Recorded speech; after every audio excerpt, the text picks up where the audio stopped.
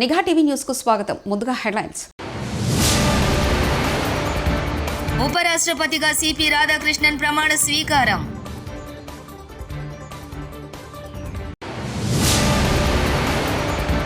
Telugu cinema ఇప్పుడు global cinema అవుతోంది. పవన్ కళ్యాణ్.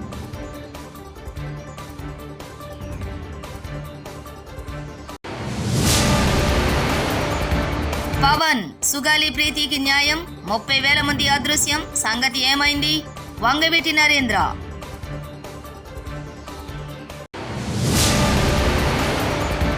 వచ్చేసరి మా కాంగ్రెస్ పార్టీ గెలుస్తుందో లేదో తెలియదు, నేను మళ్ళీ గెలుస్తానో లేదో తెలియదు. జూపల్లి.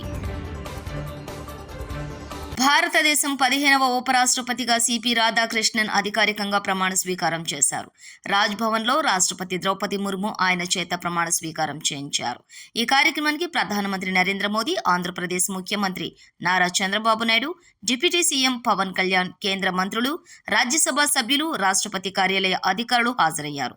ఉపరాష్ట్రపతి రాధాకృష్ణన్ కు ఎన్డీఏ భాగస్వామ్య పక్షాలు అభినందనలు తెలిపారు. Yes, by law established.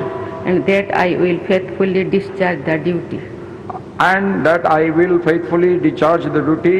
Upon which I am about. Medical కాలేజీలపై లండన్ మెడిసిన్ వేసుకోకుండా మాట్లాడుతున్న జగన్ రెడ్డి. హోంమంత్రి వంగలపూడి అనిత మీడియా సమావేశం. ప్రజల్లో ఒక కన్ఫ్యూజన్ క్రియేట్ చేసే విధంగా అతని తాలూకా ప్రయత్నం చూస్తుంటే అది ప్రయత్నం మాత్రమే. ఎందుకంటే ప్రజలు కూడా చాలా క్లారిటీగా ఉన్నారు, ప్రజలు కూడా చాలా క్లియర్గా ఉన్నారు. ఎన్డీఏ పార్టీ పట్ల, ఎన్డీఏ కూటమి పట్ల నిబద్ధతతో పనిచేస్తున్నామన్న నమ్మకం ప్రజల్లో ఉంది. సో నేను ఈరోజు కూడా రావడానికి గల ప్రధానమైన కారణం ఏంటంటే, నిన్నో మొన్నో మీటింగ్లో చూశాను ఒకసారి. ఓవరాల్గా చూస్తూ ఉంటే అతను ఏం మాట్లాడుతున్నాడంటే, అతగాడి హయాంలో సుమారుగా 17 మెడికల్ కాలేజీలు వచ్చేసినాయి. ఈ 17 మెడికల్ కాలేజీలు ఉన్నట ఆ దారంటే వెళ్తుంటే సైడ్కి తిరిగి చూస్తే అక్కడ మెడికల్ కాలేజ్ కనిపిస్తే ఆహా అని చిన్న గ్యాప్ ఇచ్చి ప్రజలందరూ కూడా ఆశ్చర్యపోతున్నారట. అయితే ఆయన అన్న తర్వాత మేము కూడా ఒకసారి చూద్దాం ఈ 17 కాలేజీల్లో ఆహా అనేటంతగా ఎంత ఉన్నదా అని ఒకసారి చూసేసరికి ఒక్కసారి మీరు కూడా ఒకసారి చూడాలి. ఇక్కడ for example Madanapalle medical college అండి. ఇది మదనపల్లి మెడికల్ కాలేజ్కి సంబంధించి ప్రభుత్వ వైద్య కళాశాల బోర్డు అయితే మాత్రమే ఉంది. ఆహా అనడానికి బోర్డు ఉంది.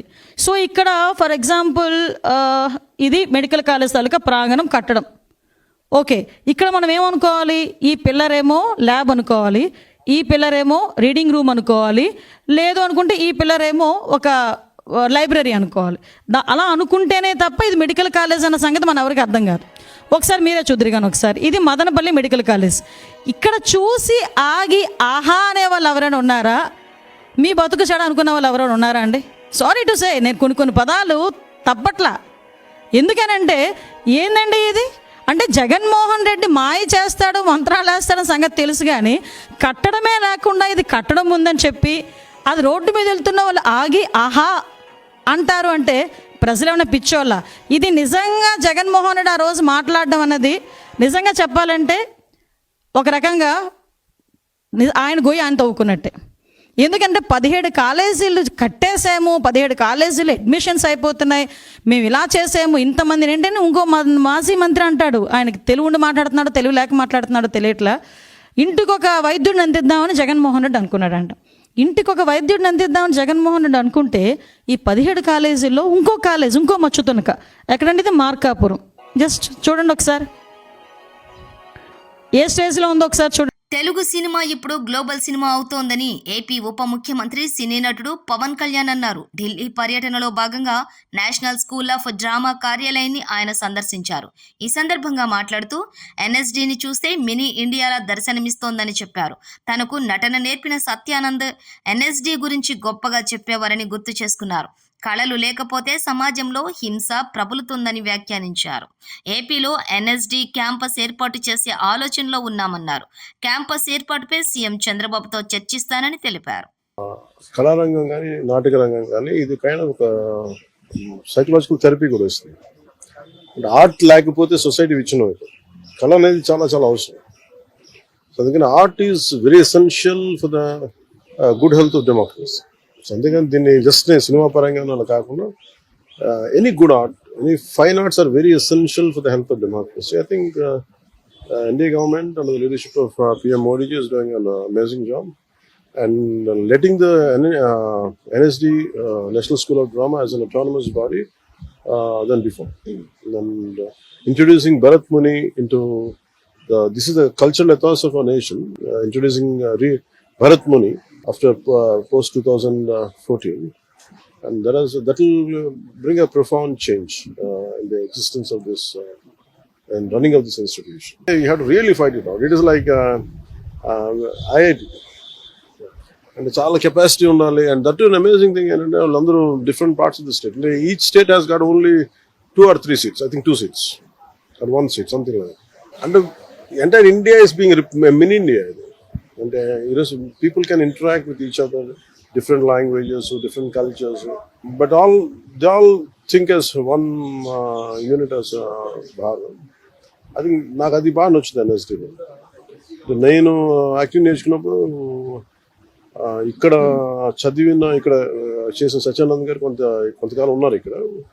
సో ఆయన నాకు చెప్తా ఉండాలి NSD గురించి. సో నాకు ఆ ప్యాషన్ ఉండిపోయింది చిన్నప్పటి నుంచి, నేను నేర్చుకున్న ఫార్మేటివ్ ఇయర్స్ నుంచి.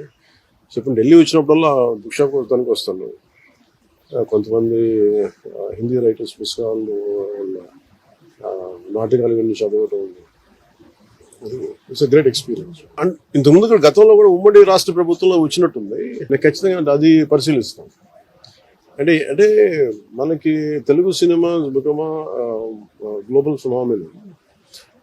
అలాగంటే నేనేం నమ్ముతున్నానంటే art form first primary responsibilities to heal the people. అంటే సినిమా లేకపోతే కానీ, ఆర్ట్ ఫామ్ లేకపోతే వైలెన్స్, ఆటపాట లేకపోతే వైలెన్స్ పెరిగిపోదు మనుషులకి. ఏం అంటే ఆటపాట, ఫైన్ ఆర్ట్స్ ఇవన్నీ ఏంటంటే it is an outlet of our inner turmoil, inner crisis. ఇది ఆర్ట్ అనేది ఎప్పుడు దీన్ని బయటికి తీసుకొస్తుంది. మేము ప్రత్యేకించి గ్లోబల్ ఫినామినన్ అయిపోయింది తెలుగు సినిమా. దానికి తగ్గట్టుగా టాలెంట్ కూడా పెరగాలి, కేబిలిటీస్ పెరగాలంటే. ఇప్పుడు చూడండి NSD ఎక్కడెక్కడో మారుమూలల నుంచి they are able to pick. అలాగే మనకి ఆంధ్రప్రదేశ్ నలుమూలల నుంచి, ఇంక్లూడింగ్ అసలు తెలంగాణ, డబ్బు అంటే 70% ఆఫ్ ది స్టూడెంట్స్ అందరూ కూడా ఒక గ్రేట్ బ్యాక్గ్రౌండ్స్, ఆర్థికమైన ఉన్నత స్థితిగతుల నుంచి వచ్చిన వారు కాదు ఇప్పుడంతా. అలాగే మనకు కూడా తీసుకురమ్మని చెప్తున్నాను కోర్స్ ఒకటి. దానికి కావాల్సిన ల్యాండ్ కూడా నేను ముఖ్యమంత్రి గారితో కూడా మాట్లాడతానని చెప్పాను. Sir I'm going to invite them officially. Andhra Pradesh ప్రభుత్వం తరఫున ఇన్వైట్ చేసి ఒక NSD క్యాంపస్ ఉంటే బాగుంటుంది. అలాగే నెంబర్ ఆఫ్ అంటే టాలెంట్ని గ్రూమ్ చేయడానికి చాలా అవసరం దొరుకుతుంది అనేది నాకు this what we should explore. చేతులెత్తేసిన జూపల్లి వచ్చేసారి మా కాంగ్రెస్ పార్టీ గెలుస్తుందో లేదో తెలియదు, నేను మళ్ళీ గెలుస్తానో లేదో తెలియదు. ఇందిరమ్మ నమూనా గృహ ప్రారంభోత్సవం సందర్భంగా సంచలన వ్యాఖ్యలు చేసిన మంత్రి జూపల్లి కృష్ణారావు, నేను హామీలు ఇవ్వను, ఎందుకంటే వచ్చేసారి మా కాంగ్రెస్ పార్టీ గెలుస్తుందో లేదో తెలియదు, అందుకే నేను హామీలు ఇవ్వను, నా వంతుగా ప్రయత్నం మాత్రం చేస్తా, నా నియోజకవర్గంలోనూ హామీలు ఇవ్వను, ప్రజలకు ఏం పనులు కావాలో అవి చేస్తా. మంత్రి జూపల్లి కృష్ణారావు.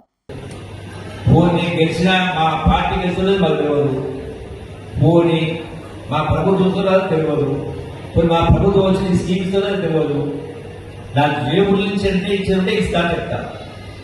మరి ఎవరో ఇద్దరు ఏమని జరగడానికి అది మోసం మాట కాబట్టి నా హామీ ఇవ్వలేదు. ఇప్పుడు కూడా మీరు అడిగినట్టు ప్రయత్నం చేస్తా. ఒకరినొకరు పొగుడుకున్న కాంగ్రెస్ మంత్రి పొంగిలేటి శ్రీనివాసరెడ్డి, బీజేపీ కేంద్ర మంత్రి బండి సంజయ్ పెద్దన్న.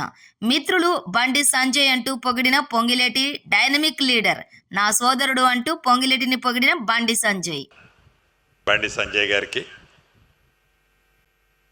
ఈ కార్యక్రమానికి హోస్ట్గా చేసే అవకాశం రావటం, ఈ శాఖకి MOS మినిస్టర్గా మా పెద్దన్న సంజయ్ ఉండటం,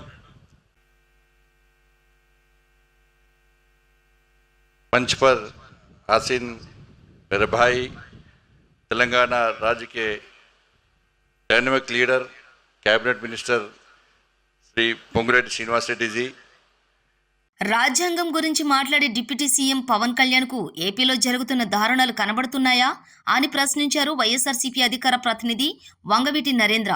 ఈరోజు తాడేపల్లిలో వైఎస్ఆర్సీపీ ప్రధాన కార్యాలయం నుంచి మాట్లాడిన వంగవీటి నరేంద్ర.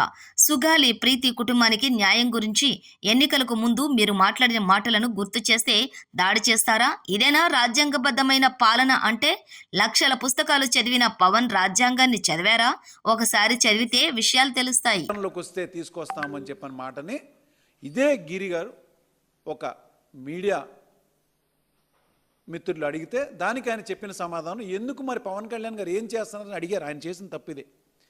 దానికి పవన్ కళ్యాణ్ గారిని నువ్వు అనేంతటి వాడు అని చెప్పని ఇప్పుడు మీకు చూపించినటువంటి కొరియర్ సీను ఇంకొక 50 మందిని తీసుకుని వెళ్ళి ఒక చిరు వ్యాపారిని ఇంత దారుణంగా, ఇంత అమానుష్యంగా వాళ్ళు ఆయన షాప్ని ధ్వంసం చేసింది కాకుండా ఇలా మోకాళ్ళ మీద నుంచోబెట్టి నువ్వు క్షమాపణ చెప్పు అని చెప్పని చేసినటువంటి విధానం ఏ రాజ్యాంగంలో ఉంది?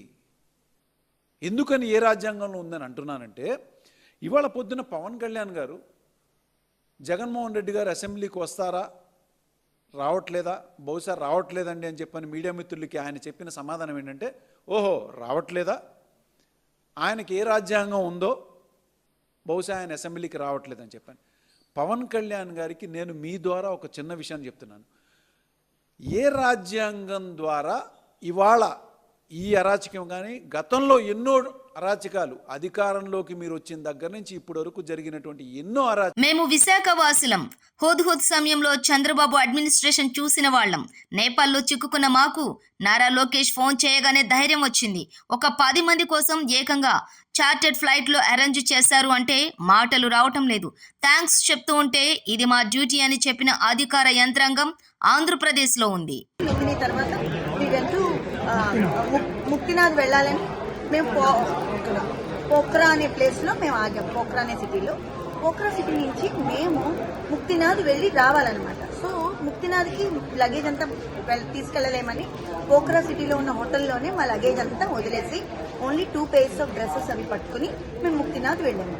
ముక్తినాథ్ దర్శనం అయ్యి మేము వెనక్కి వస్తున్నప్పుడు మేము ఇంకా పోఖ్రా సిటీ ఎంటర్ అవ్వకముందే మాకు మా డ్రైవర్, మేము ఏ డ్రైవర్తో మేము ఇండియా నుంచి వెళ్ళామో ఆ డ్రైవర్ మాకు ఫోన్ చేసి మీ హోటల్ దగ్గరికి రాకండి, చుట్టుపక్కల చాలా దారుణంగా ఉంది పరిస్థితి, హోటల్ కాల్ చేశారు అని చెప్పారు. మేము యాక్చువల్లీ మేము నిజమని అనుకోలేదు, నమ్మలేదు. మేము హోటల్ని ఎవరు కాలుస్తారని అనుకున్నాం.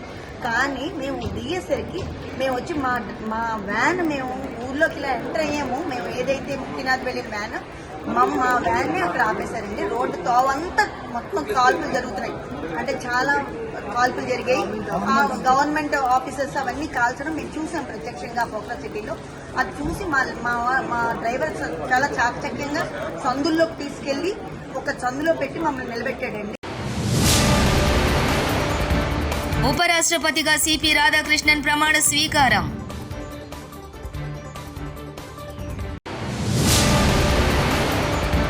తెలుగు సినిమా ఇప్పుడు గ్లోబల్ సినిమా అవుతోంది. పవన్ కళ్యాణ్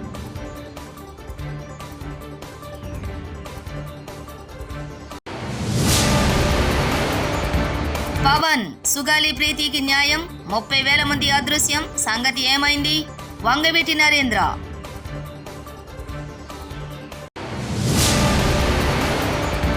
వచ్చేసరి మా కాంగ్రెస్ పార్టీ గెలుస్తుందో లేదో తెలియదు, నేను మళ్ళీ గెలుస్తానో లేదో తెలియదు. జూపల్లి. ఇవి బులెటిన్ విశేషాలు. చూస్తూనే ఉండండి నిఘా టీవీ న్యూస్.